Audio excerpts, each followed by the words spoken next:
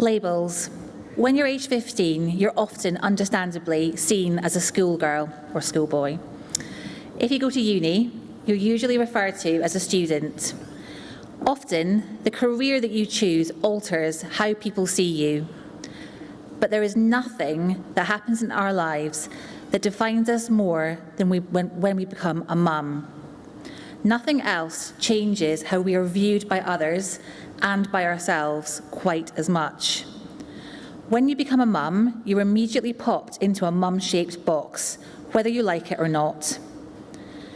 To begin with, I didn't like it.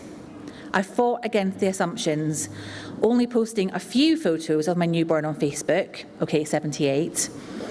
I was so scared of being the subject of eye rolls from my non-parent friends.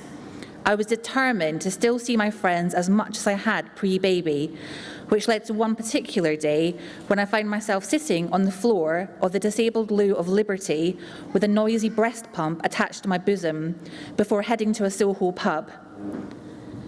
I guess I wanted to be seen as one of those mums who just happened to have a baby. Oh, what, me? Yeah, I've got a baby, but I'm totally the same person that I was before. Except I wasn't. Because alongside being branded mum by the world around us, something else inside us changes too. And I don't just mean the fact that our Boots Advantage card gets a boost from all the nappies, Sudocrem and wipes that we're buying, or that we go from bugahoo to bugaboo. Something shifts and we see the world in a different way. For me, it suddenly seemed a terrible place where awful things happened every day, and I feared for my child being brought up in that world. I already worried about my child being bullied when she went to school, and I panicked about her growing up to be an unpleasant child who picked on others. For a good 18 months after having my daughter, I couldn't even watch films or TV programmes where bad things happened. I avoided the news for months, and I've missed out on watching the entire run of Luther because as a new mum, I just couldn't handle people killing people. I also distinctly remember becoming a nicer person after having my daughter.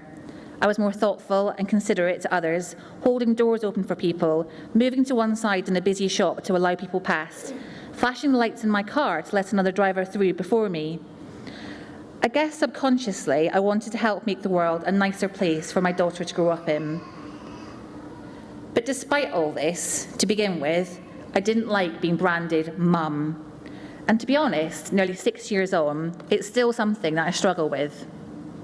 My identity is altered forever. I find myself calling and texting people, introducing myself as someone's mum. My social life is less Soho pubs and much more family barbecue at a friend's house. And work-wise, I've gone from writing and editing features about hangovers and must-buy shoes to writing parenting features and running social media accounts for mum and baby brands. Oh, and I write a mummy blog. But here's the thing, I kind of hate myself for struggling with this. There's no question that having a child is my biggest achievement in life. I created another human. I gave birth. I battled through dark days, months, where I had undiagnosed postnatal depression and anxiety. I learned how to be a parent. My daughter is a smart, considerate, spirited child, which in part is thanks to me.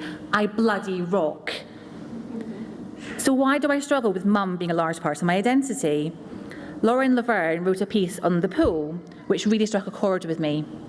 She wrote, "In our cultural conversation, mum is a diminished status, often preceded by the qualifier just a. Pregnancy, birth, and most of all post-pregnancy is horrifying. Mothers are encouraged to cling onto or reclaim their pre-children lives, to get their bodies back after having a baby. The best compliment that you can give a pregnant woman is to tell her she looks tiny. The nicest thing that you can say to a new mother is that she doesn't look like she's had a baby at all. If being a woman is the ultimate insult, it follows that being a mother isn't too far behind. So, I think it's time for me to embrace my mum status, to celebrate it, rather than try to sweep it under the carpet and pretend that nobody notices."